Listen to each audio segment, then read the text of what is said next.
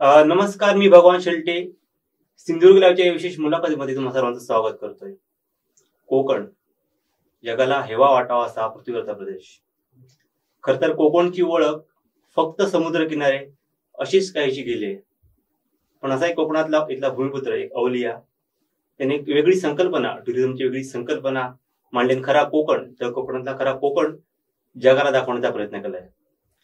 याच्यासोबत आपण चर्चा करणार आहोत. आपल्यासोबत आहे कोकणी रानमाणूस ह्या एका वेगळ्या संकल्पनेतून इको टुरिझम ही संकल्पना राबवणारा प्रसाद गावडे. प्रसाद, सिंधुदुर्गच्या स्टुडिओमध्ये स्वागत. नमस्कार. प्रसाद, ही संकल्पना एक टुरिझम म्हटलं की एक वेगळी संकल्पना येते, मौज मजा येते आणि समुद्रकिनारे एक्सप्लोर करतोय. पण एक वेगळी कन्सेप्ट तू कोकणात राबवली कोकणी रानमाणूसच्या निमित्ताने, इको टुरिझमची. नक्की काय संकल्पना आहे? खरं तर कोकणी रानमाणूस ही आमची ओळख आहे.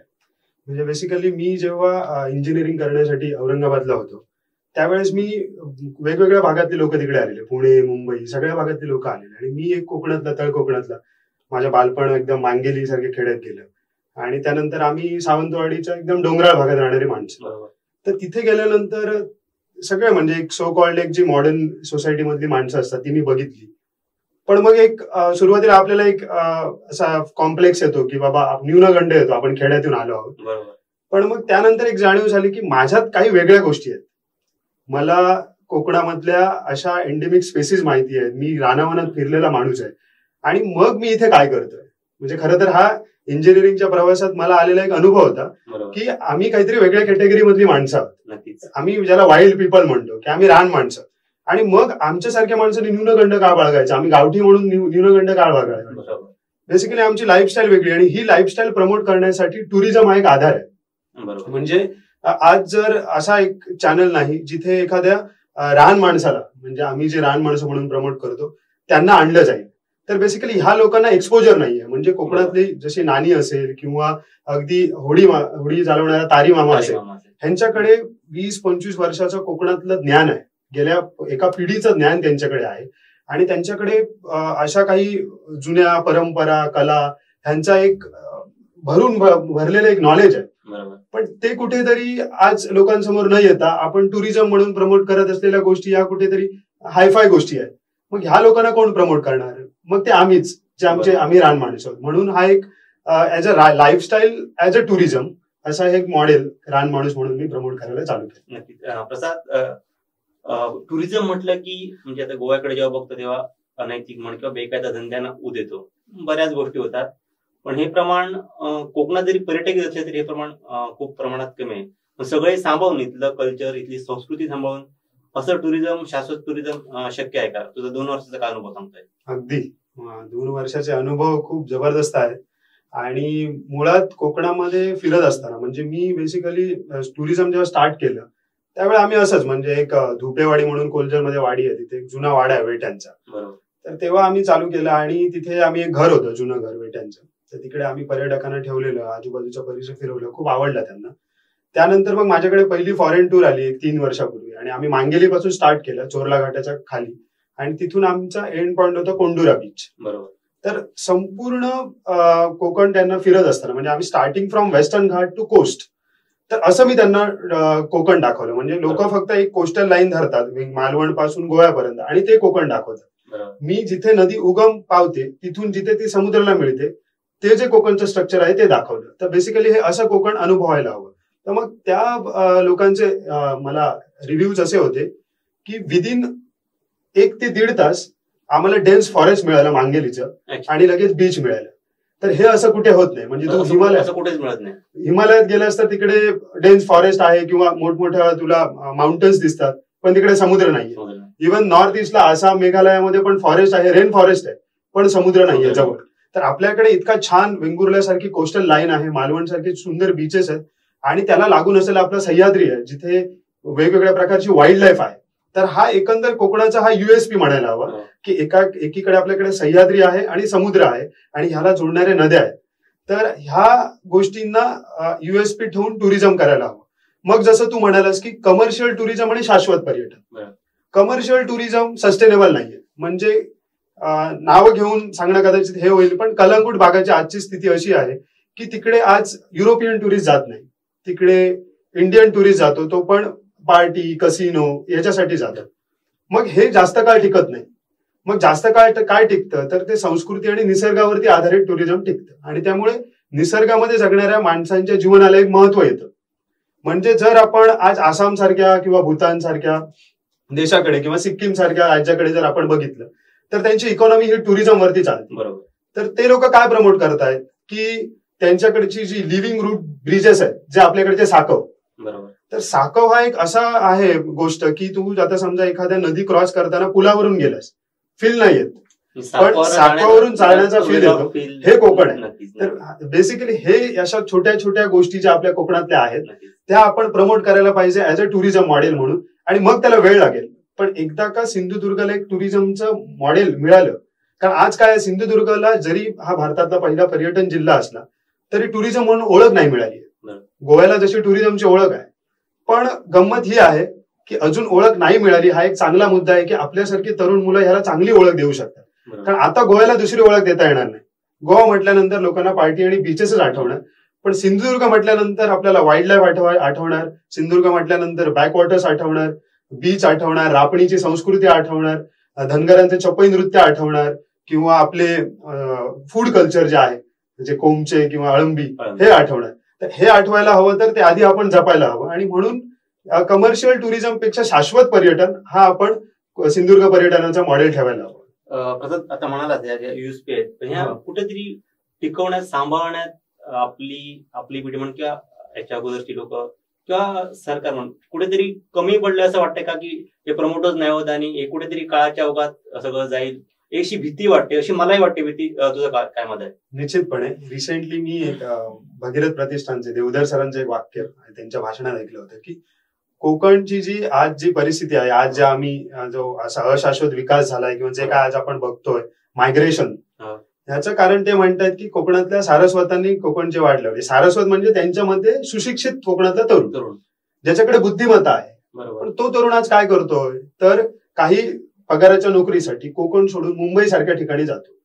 म्हणजे थोडक्यात एक गोष्ट घे, प्रादेशिक अस्मिता जर म्हणालास तर मुंबई इथून 600 किलोमीटर आहे. बरोबर. जेव्हा माझ्या बाजूच्या शिरशिंगे गावातलं मला काही नॉलेज माहित नाही तर मी बँड्रा आणि विरारच्या गोष्टी कसल्या करतोय, पॉइंटच नाही ना. मग माझ्या बाजूला Shirshinge is a part of a global biodiversity hotspot. शिरशिंगेमध्ये एक अशी पाण्याची व्यवस्था आहे की वरती एक गंगोत्री जिथे तेरेखोल नदीचा उगम होतो, तिथून त्या गावाला वर्षभर पाणी पुरवठा होतो. ह्याच्यावरती अभ्यास करा ना तुम्ही, हे मॉडेल आहे.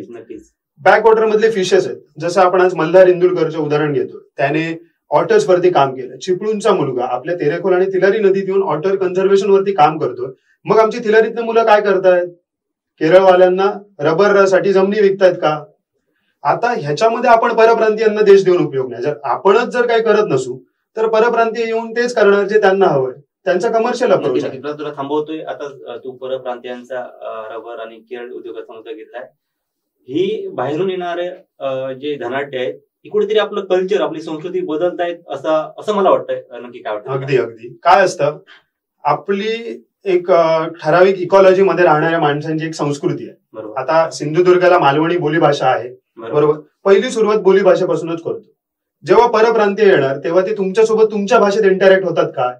मग ह्याच्यामध्ये दादा मडकईकरांचं वाक्य, कलेक्टर जरी माझ्या पुढे दिलं तरी मी मालवणीत बोलतोय की ते तू आमच्याकडे येईल, आम्ही तुझ्याकडे येऊ नये. बरोबर. ही असा अप्रोच आपण ठेवायला हवा. मी तर म्हणेन मराठी आपली महाराष्ट्राची भाषा आहे, पण मालवणी किंवा कोकणी ही आपली अस्मिता आहे आणि ह्या भाषेमध्ये जे आपण व्यक्त होतो ते आपण खरेपणाने व्यक्त होतो. बोलीभाषा टिकणं गरजच आहे. एक्झॅक्टली. आणि ह्या बोली भाषांमधले शब्द हे सुद्धा मी सांगतो तुला टुरिझमचा हे मॉडेल होऊ शकतं. म्हणजे काय आलं, मी जांभडूल बेटावरती गेलो होतो आचऱ्यात, तर तिकडे डिवाइनचं एक रिसॉर्ट आहे. त्याने काय लिहिलं ना, आता समजा जाताना म्हणजे आपण वेलकम म्हणतो किंवा जाताना बाय म्हणतो, तर त्यांनी काय लिहिलं, बेगिनाया.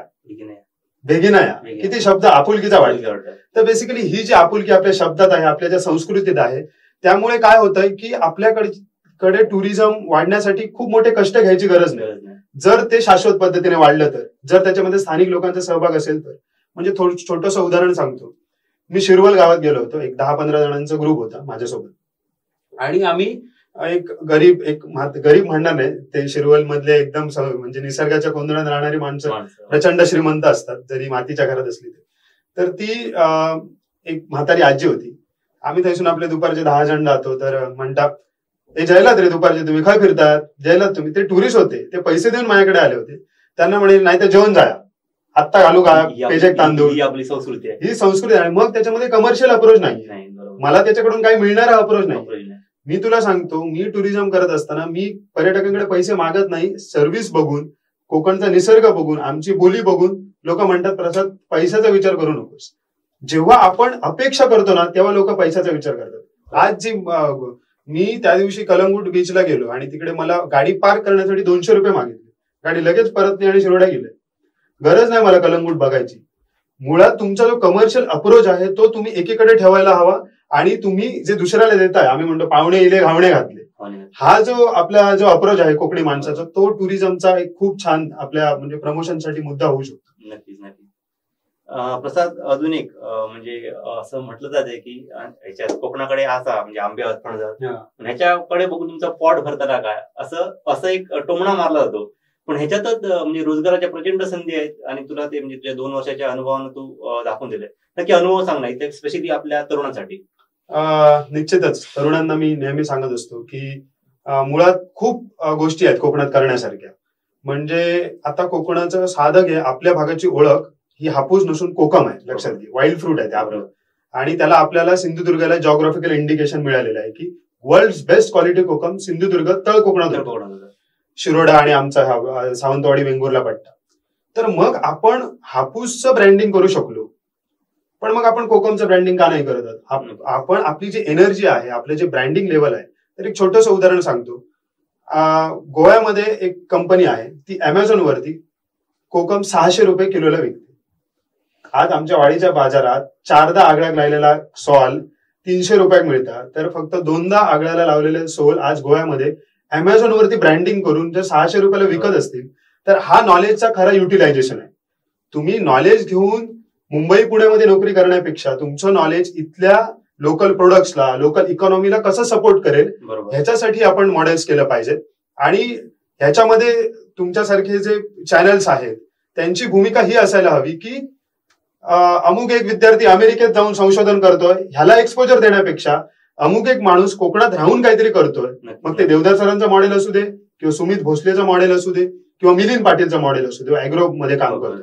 तर ह्या मुलांना कुठेतरी एक्सपोजरची गरज आहे. म्हणजे मी आज जे काही करतोय त्याला मी आज स्वतः इंजिनियर आहे, इंटरनेट यूज करतोय, युट्यूब चॅनल काढू शकतो म्हणून मी त्याला प्रसिद्धी देऊ शकलो. मग माझं काम हे आहे की मी माझ्या मिळालेल्या प्रसिद्धीचा उपयोग माझ्या बाकीच्या तरुणांना करून देऊ शकेन का? तर मग तरुणांना मी नेहमी सांगतो की तुमका जा काय करू असं बिंदास करा. माझ्या चॅनल किंवा माझ्या माध्यमातून त्या लोकांपर्यंत पोहोचवण्याचं काम मी करीन.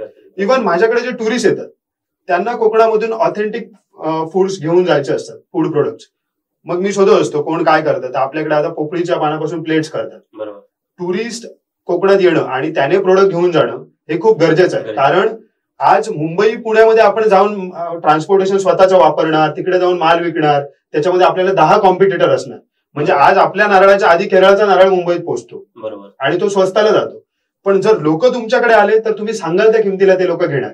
म्हणून इको टुरिझम किंवा टुरिझम बिल्डअप होणं हे स्थानिक इकॉनॉमीला बिल्डअप करणाऱ्या गोष्टी. आणि ते एलिव्हेटर मॉडेल उभं राहायला पाहिजे. म्हणजे इथेच ते मॉडेल उभं राहायला पाहिजे. ते चैन मार्केट नको. म्हणजे इथून मुंबई नको. Sindhudurg should be the market. सावंतवाडीची लाकडी खेळणी सावंतवाडीतच जास्त किमतीला स्थानिक लोक असली पाहिजे निश्चितपणे.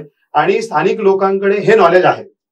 कारण आपण बघतोय की स्थानिक मुलांना जर तू मला काय अनुभव आले की मी जेव्हा इंजिनिअरिंग साठी 12वी सायन्स कडे क्लास लावून शिकायचो तर मला ते टेक्निकल गोष्टी म्हणजे ज्या इंजिनिअरिंगच्या गोष्टी असायच्या त्या शिकायला एफर्ट्स लागायचे. पण आज जेव्हा मी मँग्रोव्हचे टाईप्स, बर्डिंग करतो, वाईल्ड लाईफ मध्ये जातो, तिथल्या झाडांची माहिती घेतो, तर त्याची मला आवड असल्यामुळे म्हणजे आणि ती नॅचरल आवड आहे मुलांमध्ये आपल्या. म्हणजे आमच्या मुलांना जर तू सांगशील की बाबा झाडावर चढ किंवा चल रानात जाऊया किंवा चल आता पावसात काहीतरी अमुक एक ट्रेक करूया, तर ती हिरिरीने येतात. कारण त्यांच्यात ते इनबॉर्न टॅलेंट आहे. तर इनबॉर्न टॅलेंटला कुठेतरी हे मिळायला पाहिजे. आणि मग आमचीच मुलं आमच्याच व्हाळ्यातला एखादा मासा एंडेमिक आहे म्हणून शोध लावतील. बाहेरच्या लोकांची आम्हाला गरज नाही. नक्कीच प्रसाद एक विकासाची एक वेगळी कल्पना आता स्पेशल तू तरुण आहे म्हणून स्पेशली तरुणांना धरून एक हे करतोय की एक शहरी आकर्षण म्हण किंवा शहरी मॉडेल, शहरी राहणीमान, हेच पकडून कुठेतरी आपल्या इथलं राजकारणी इथलं जे मेन कल्चर आहे ते मगाशी म्हणाल साखो तोडून ब्रिजेस, मातीची घरं तोडून बंगलो असले काहीतरी प्रकार झाले. म्हणजे आपली मूळ जी ओळख आहे कोकणची ही नष्ट करून आपण या सगळ्या गोष्टी करतोय. हे सगळं कुठेतरी थांबलं पाहिजे असं वाटतंय का? एक्झॅक्टली, निश्चितपणे. जसं तू म्हणाला साखव म्हणालास तशीच मातीची घर. जर शिवाजी महाराजांचे 400 वर्षांपूर्वीचे किल्ले हे जर हेरिटेज असू शकतात, तर माझ्या आजोबाचं 200 वर्षाचं मातीचं घर इट्स ऑल्सो आहे हेरिटेज. तो पण वारसा आहे. शिवाजी महाराजांचं जर जपता तर तुमच्या आजोबांचं तुम्ही का नाही जपतात? कोणी अधिकार दिला? आज जर तुम्ही मातीचं घर बांधायला गेलात तर मी निश्चित सांगेन की कोकण दरिद्र होत चाललंय. कारण आज कोणाच्या खिशात एवढे पैसे नाही की तो मातीचं आजाने बांधलेलं घर पुन्हा तसंच बांधू शकेल. बरोबर. आज तू जर एखाद्या आर्किटेक्चरकडे गेलास आणि त्याला जर सांगितलंस की मला मातीचं घर बांधून पाहिजे, तर निश्चितच त्याची कॉस्टिंग तो सिमेंटच्या घरापेक्षा जास्त सांगेल. मग आम्ही विकास करून काय मिळवलं? जर आपण आजो आमचं जर मातीचं घर बांधले होतो तसंच घर जर आज बांधू शकत नाही, आजोबा आमचे ज्या पद्धतीने जीवन जगत होते, एक स्वर्गीय जीवन, तेच जर जीवन आम्ही जगू शकत नाही तर मग आम्ही विकास करून काय मिळवलं? आज माझ्याकडे येणाऱ्या पर्यटकांचे अनुभव तुला सांगतो की त्यांचं कसं असतं, त्यांना कोकणात येऊन ग्रामीण जीवन अनुभवायचं असतं. तर बरेचसे त्याच्यातले चाकरमानी पण असतात किंवा जे मायग्रेट होऊन मुंबईला गेलेले असतात. मग खरं चांगली माणसं असतात, पण मुद्दा काय असतो की पिठी भात गोड लागाक नाही म्हणून मुंबईत गेलो आणि परत मला सांगता की प्रसाद ते ह्याच्यामध्ये फूडमध्ये दुपारी मला पिठी भात पाहिजे.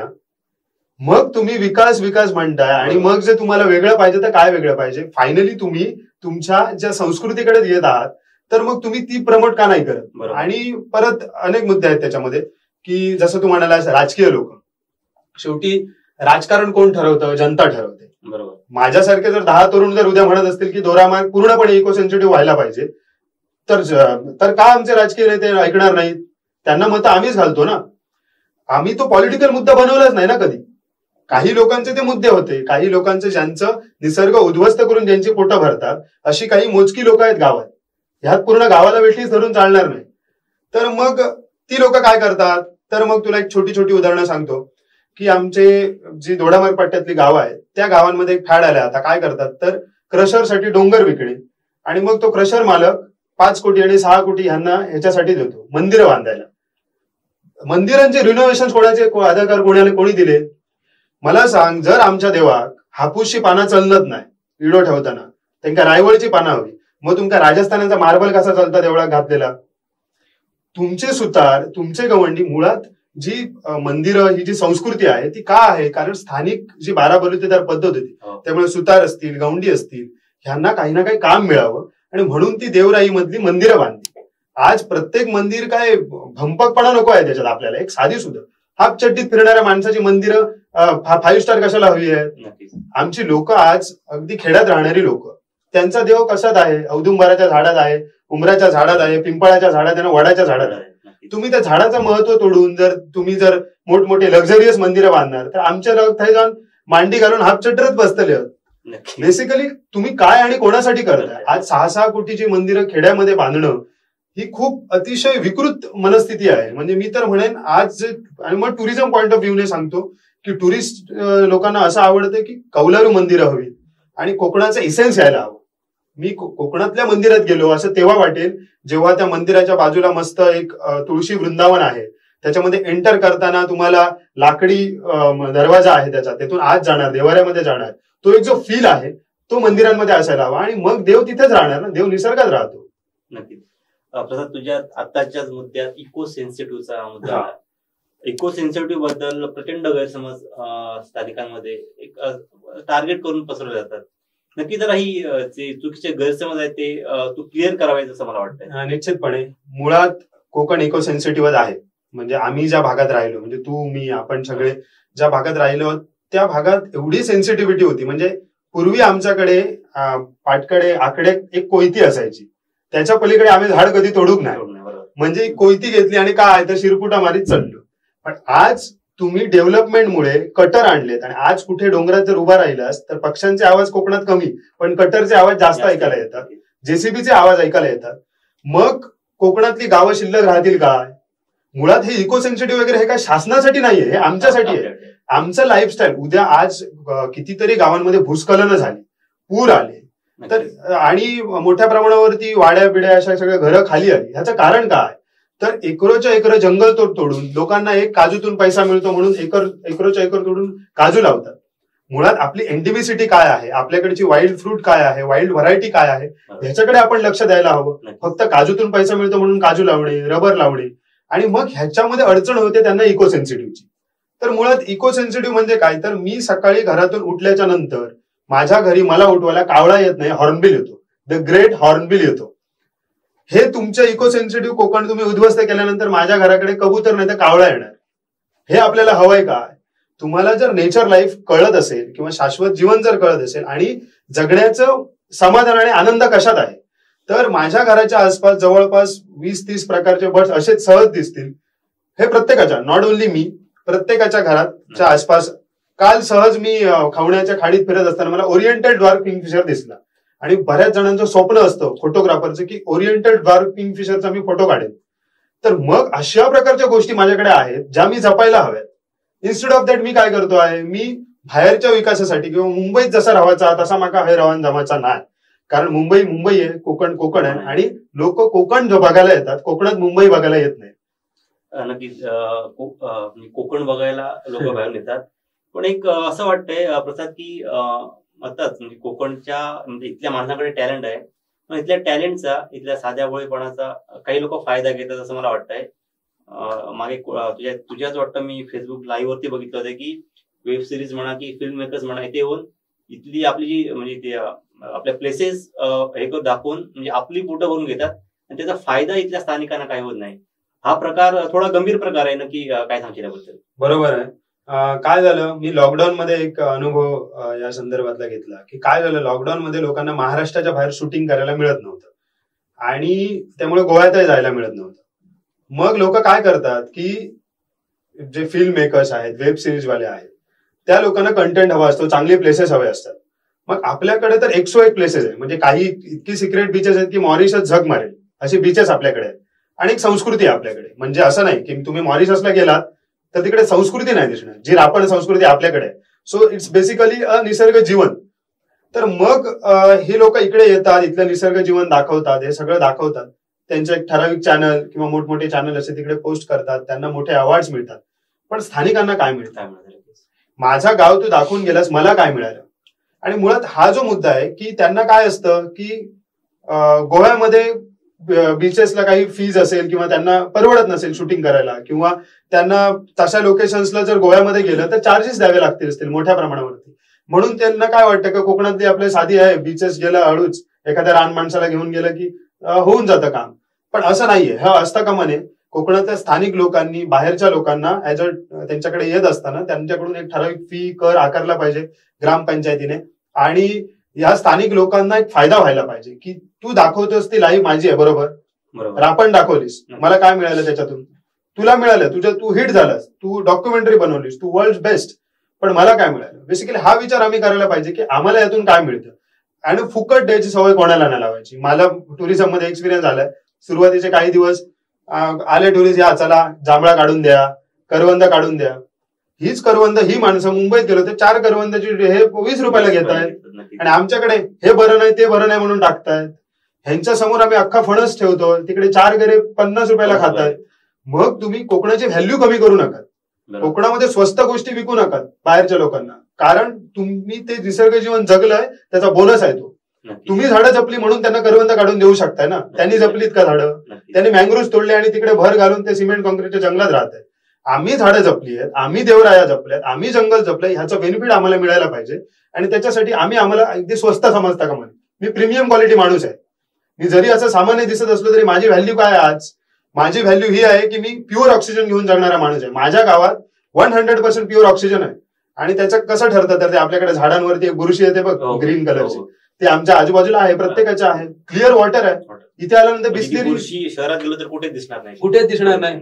आणि बिस्लेरीचं पाणी आम्ही पित नाही, आम्ही प्युअर नॅचरल मिनरल वॉटरचं पाणी पितो, आणि आमचे झरे.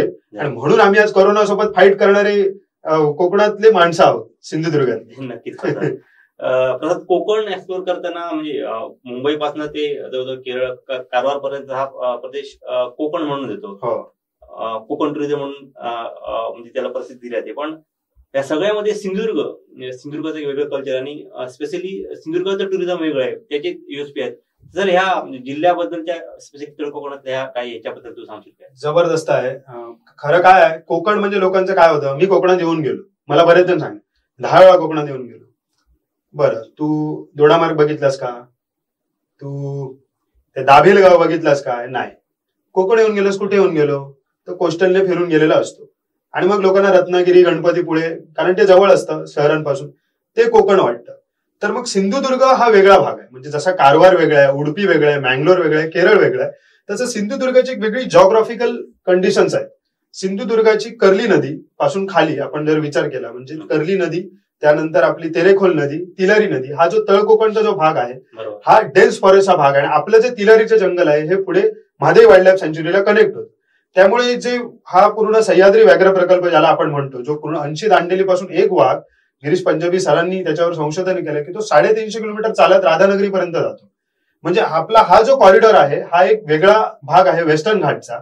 आणि आपले बीचेस, बेसिकली काय होतं, लोकांना बीचेस मध्ये बाकीचे बीचेस आणि कोकणातल्या बीचेस मध्ये फरक हा आहे की कोकणातल्या बीचेस मध्ये 2 डोंगरांच्या मध्ये नदी समुद्राला मिळणे, किंवा कुठेतरी एक कुंडुरा जे बीच आहे तिथे काय होतं माहिती आहे ना, पावसाळ्यात एक धबधबा समुद्राला मिळतो आणि तो म्हणजे इथे खारं पाणी आणि इथे त्याच्या बाजूला गोडं पाणी, इतकं ते म्हणजे तुला त्याचा फरक जाणवतो. पिण्यायोग्य गोडं पाणी आणि लगेच समुद्राला मिळतो. हा जो टेक्स्चर आहे, काही ठिकाणी मोठ्या नद्या समुद्राला मिळत आहेत, काही ठिकाणी मँग्रोव्हच्या स्पेसीज आहेत, काही ठिकाणी असं आहे की रॉक्स आलेले आहेत समुद्रामधून वरती, त्याला जॉग्राफिकल म्हणजे भूगर्भीय सौंदर्य म्हणू शकतो आपण त्याला. तर हे कोकणाचं एक वेगळेपण आहे की कोकण म्हणजे फक्त बीचेस नाहीये. म्हणजे सिंधुदुर्गाचं म्हणायचं झालं तर सिंधुदुर्गाला खूप छान नद्या आहेत. सिंधुदुर्गामध्ये डोंगरपट्टा जो आहे तो Amboli Tilari wild life corridor आहे आणि त्याच्यामध्ये एंडेमिक स्पेसीज आहेत. म्हणजे त्याच्यामध्ये आपण मलबार ट्रोगन, जो पूर्वी गोव्यातले माणसं म्हणायचे फक्त आमच्याकडे दिसतो पक्षी, तो आमच्याकडे दिसतो आहे. त्याच्यानंतर आपल्याकडे ओरिएंटल डॉर्फ किंगफिशर पण आहेच, स्लेंडर लॉरीस सारखा अगदी दुर्मिळ प्राणी आहे. तर ह्या ज्या गोष्टी आहेत त्या एक्सप्लोर होणं गरजेचं आहे. म्हणजे सिंधुदुर्गाची एक वेगळी आयडेंटिटी आहे. त्याच्यानंतर दुसरं म्हणजे परवा मी एक फुलपाखराचा फोटो टाकला, तर मला प्रतीक मुरे म्हणून रत्नागिरीचा मित्र आहे, तो मला म्हणाला ते साऊदर्न बर्डविंग नावाचं फुलपाखरू, आशियातलं 2 नंबरचं फुलपाखरू, सगळ्यात मोठं आपल्याकडे आहे, ह्याने रत्नागिरीत नाही आढळत, ते सिंधुदुर्गात आढळतं. त्यामुळे कोकण हे अशी ओळख देण्यापेक्षा सिंधुदुर्ग अशी छोटे, म्हणजे मी असं नाही म्हणत की रत्नागिरीवाल्यांनी वेगळी स्वतःची ओळख निर्माण करावीच, पण सिंधुदुर्ग आणि तळ कोकण ही एक वेगळी ओळख जपावी. कारण आम्ही एकतर गोव्यापेक्षा जास्त रिच आहोत कल्चरल आणि बायोडायव्हर्सिटीमध्ये.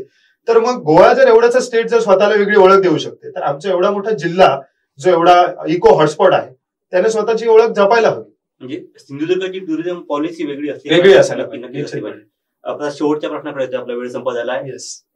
तू आता म्हणालास कोकणी रानमाळ इको टुरिझम मधून एक रोजगाराच्या चांगल्या शाश्वत संधी इथल्या तरुणांना देऊ शकतो. बरोबर.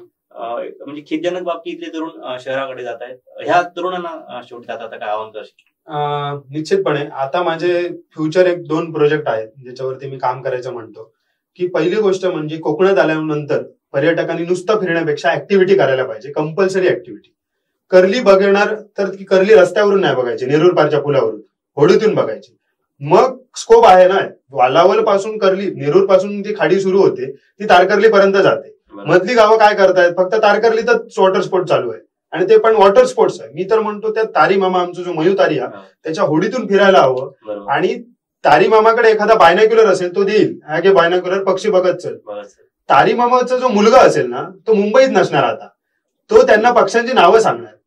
हा बघ ओरिएंटल डॉर्फ किंगफिशर आहे, हा पाईड किंगफिशर आहे. आणि पाईड किंगफिशर जो प्रकार म्हणजे किंगफिशरचे 10-12 प्रकार आपल्याकडे आले. म्हणजे त्याविषयी सरळ अरे आमच्या सांगेलीतल्या नदीकडे बसलेलो दुपारचा, आणि मी काय करतो, माझे काही बर्ड फोटोग्राफर मित्र आहेत त्यांना विचारतो, तर कोलार्ड किंगफिशर हा एक वेगळा प्रकार आहे, तो मला तिकडे दिसला. आणि तो बोलला की अरे हा नाहीच आहे, म्हणजे याची नोंदच नाही झाली अजून वेस्टर्न घाटमध्ये. तर मग कधीतरी पुण्या मुंबईतल्या लोकांवरती आता आपण डिपेंड नाही राहायचं. आमचीच मुलं तुम्हाला सांगणार फोन करून की हा बघ हा पक्षी मी शोधून काढलाय. तर बेसिकली आमच्या मुलांनी ह्या विषयांवरती काम करायला पाहिजे. पहिलं म्हणजे वाईल्ड लाईफ कन्झर्वेशन कधी होणार, जेव्हा त्याचा अवेअरनेस येणार. सो बेसिकली उघड्या डोळ्यांनी फिरताना फक्त आपल्याला कावळे दिसता कामा नयेत, बाकीचे पण छोटे छोटे पक्षी दिसायला हवेत आपल्याला. ते दिसण्यासाठी बायनॉक्युलर पाहिजेत. मग आम्ही काय करतो की ऍक्टिव्हिटी काय काय करता येतील, मग त्या ऍक्टिव्हिटीमध्ये स्थानिक तरुणांना कशा पद्धतीने सहभाग घेता येईल. मग जसं म्हणालो बोटिंग आहे, तिलारी मधल्या नाईट ट्रेल्स आहेत, आंबोलीमध्ये आहेत नाईट ट्रेल्स, काका भिसे पण करतायत तिकडे, हेमंत दोगले सर करतायत. त्यानंतर आपल्या कातळ शिल्प आहेत आपल्याकडे, तिथे एखादा गाईड तयार करता येईल. आणि दुसरी गोष्ट म्हणजे पर्यटकांना राहण्यासाठी व्यवस्था. मग समजा आपल्या एखाद्या माणसाचं जुनं घर असेल, एखादं 150 वर्ष 200 वर्ष, फार काही करायची गरज नाही. गोव्यामध्ये नेचर्स नेस्ट नावाचं एक खूप छान मॉडेल आहे, मी बघून आलोय. त्यांनी जुन्या घरांना डायरेक्ट रेंटवरती घेतलंय, त्यांना आतमधून मस्त रिनोव्हेट केलंय, पर्यटक तिथे येऊन राहतात. आणि आता तुला सांगेन की तुझा तर चॅनल आहेच, आपला सिंधुदुर्ग लाईव्ह खूप चांगला चॅनल आहे, बाकी टुरिझम रिलेटेड चॅनल आहेत. ह्यांना जर आपण एक चांगल्या पद्धतीने जर त्यांनी जर सहकार्य केलं तर असे होमस्टेज प्रमोट करायला काहीच हे नाही ना. म्हणजे जर मांगर, आपल्या कोकणातला मांगर आहे, mangar can be a good concept of homestay. म्हणजे आता मांगर कोण शेतात मांगर आता युज करत नाही, पण त्या मांगर जर तो तसाच आहे तर त्याला इंटेरियर छान द्या, त्याच्या समोर जे अवजारं आहेत आपली नांगर बिंगर ती ठेवा, त्याच्यानंतर समोर एक छान बटरफ्लाय गार्डन तयार होईल. किंवा अशा पद्धतीने जर झालं तर एका माणसाने फक्त 4 जणांनाच सांभाळते, रिसॉर्ट घालायचं नाही, मांगर 4 जण, आणि असे 10 तरुण उभे राहू शकतात. आणि दुसरी गोष्ट म्हणजे तरुणांनी एक गोष्ट लक्षात घ्यायला हवी की तुम्ही कोकणातले आहात, हाच बेसिकली तुमचा एक टॅग आहे. आणि त्यामुळे तुम्ही आधी मुंबईकडेचे स्वप्न बघू नका, तुम्ही वेगळे आहात आणि तुमचं वेगळे पण जपायला हवं तर तुम्ही कोकणात राहायला हवं. तुम्ही जेव्हा कोकणातला तरुण जेव्हा विरार चर्चगेट प्रवास करताना वाईट या गोष्टीचं वाटतं की निसर्गमय कळणे किंवा त्या भेकुर्ली सारख्या गावात राहणारा बिचारा तरुण इकडे झक मारतोय या पोल्युशनच्या लाईफ मध्ये, ह्याच्यासारखी वाईट परिस्थिती नाही. आपण म्हणतो की बिहारी परप्रांतीय मुंबईत नाही, कोकणी माणूस सुद्धा परप्रांतीयच आहे मुंबईमध्ये, कारण 600 किलोमीटर लांब गेलाय तो. गुजराती परप्रांतीय नाही, त्यांना 200 किलोमीटरच आहे मुंबई. पण तू भिको कोणाला जो माणूस जो जाऊन ठरवलाय ना, तू आधी 1 नंबर जो परप्रांतीय आहे, तू आधी परत तुझ्या गावात घे आणि काहीतरी कर. आणि खूप स्कोप आहे, करणाऱ्याला खूप आहे. पण जर आयत्या बसून जर तुमका शिकारीच करूची असतील आणि जर तुमका लाकडात तोडीची असते तर मात्र हे येऊ नका. म्हणजे स्कोपही आहे आणि भयानक परिस्थिती आहे. म्हणजे इथल्या संस्कृतीनं, इथल्या कल्चरनं, इथल्या निसर्गानं कोकणवासीयांना भरपूर दिलंय, पण ते आपण सांभाळण्यात कुठेतरी कमी पडतोय. पण स्पेशली प्रसादनं आवाहन केलं जसं इथल्या तरुणांनी सगळं सांभाळलं पाहिजे. अशाच नवीन संकल्पना घेऊन आपण पुन्हा भेटत राहू. प्रसाद, आपल्या स्टुडिओला आलास, खूप खूप धन्यवाद. थँक्यू.